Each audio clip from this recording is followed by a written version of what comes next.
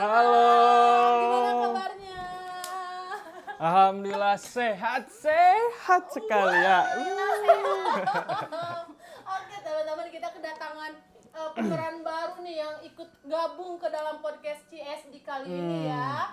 Kalian tahu gak sih CSD itu apa nih? Aku mau tanya dulu, kalian diundang ke sini pasti tahu kan? Tahu Aduh, dong. pasti tahu dong. Ya ampun.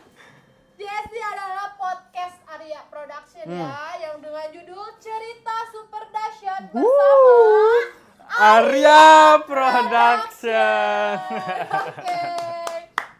Oke teman-teman, mungkin bisa kenalan dulu kali ya. Siapa ini yang datang kali ini tuh?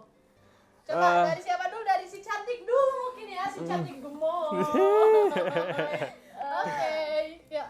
Perkenalkan ya, nama saya Siska Pratiwi. Di Kabayan 2 ini saya sebagai imut. Oke. Tapi kok gak ada imut-imutnya ya? Oke, selanjutnya ada siapa nih? Aku opa dan berperan juga sebagai opa. Pokoknya tokoh yang paling menarik di Kabayan pokoknya. Oke, jadi kalian berdua ini adalah pemeran juga berarti ya, masuk Iya. dalam pemeran Kabayan Milenial 2. Oke, kalian tahu gak sih kalian diundang ke sini kita mau ngebahas tentang apa sih?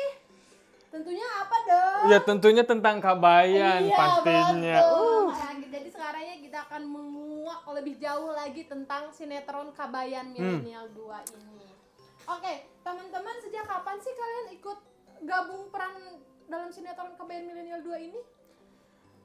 Kalau aku tuh ya mungkin baru masuk di Kabayan Milenial 2 kebetulan. Oh, berarti nggak masuk di Kabayan Milenial 1 itu belum ada ya kalian? Belum saya belum Oke. masuk.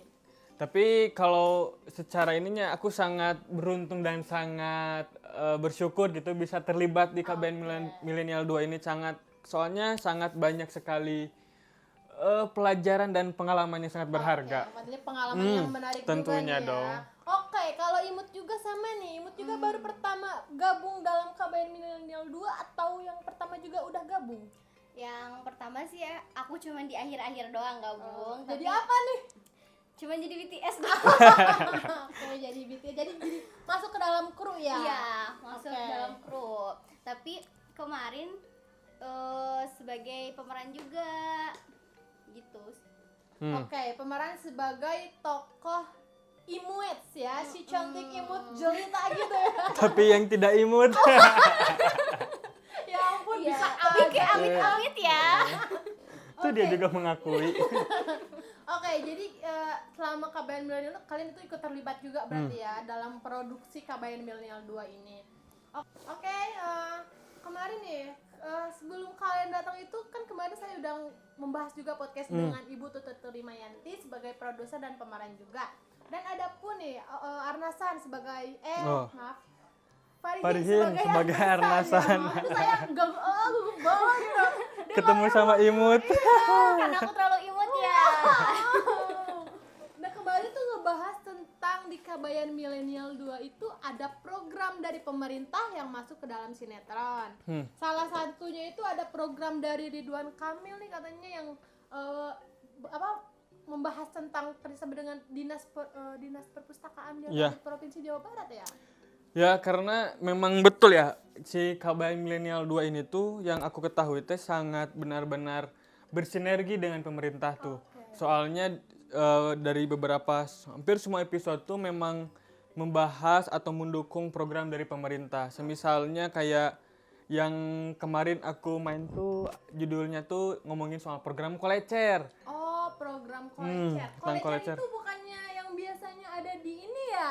Yang di petani-petani itu. Iya benar sekali jadi mainan anak-anak kayak gitu yang iya, jadi iya. tok tok tok tok tok tok tok tok ini ada suaranya. Oke, jadi itu tuh masuk ke dalam program juga ya dengan sebutan Kolecer yang tentunya juga berbeda arti ya dengan yang dimaksud tadi. Ya kayak tadi yang menurut Antari tadi ada di sawah sebagai pengusir hama kan ya. Iya.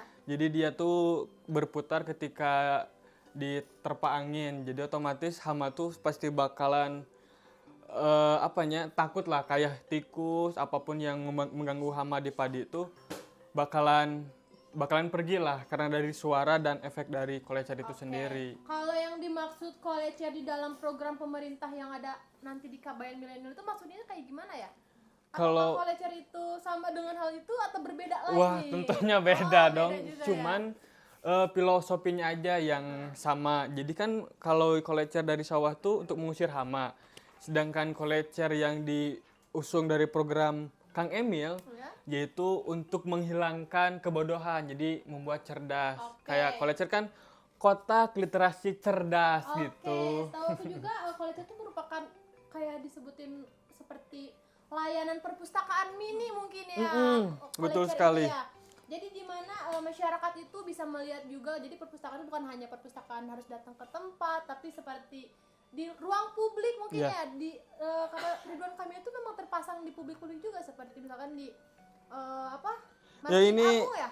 Imut yang pernah ngikutin program kolecer, kamu kan punya pengalaman baca di kotak literasi. Gimana Iya ceritain dong, Mut? aku udah sering kesana banget ya, ke alun-alun yang tempat kolecer itu, dan itu kayak tempatnya tenang dan fokus banget untuk kita baca.